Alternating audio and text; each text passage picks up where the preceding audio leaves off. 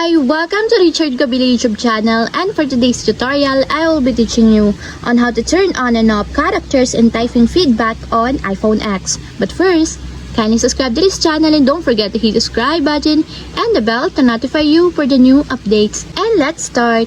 Using your iPhone X, from your home screen first, go to Settings.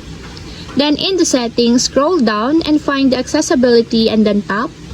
Then in the accessibility, go to vision section and then tap the spoken content. Then in this part, in the spoken content, find and tap the typing feedback. Then in this part, in the typing feedback, go to characters feedback section and find the characters. And as you will see, there's a switch button located on the side of it. Then all you have to do is just tap it and enable until it becomes green. And if you want to disable or turn off, just tap again the switch button just like this. And that's it, we have successfully turned on and off characters and typing feedback on iPhone X.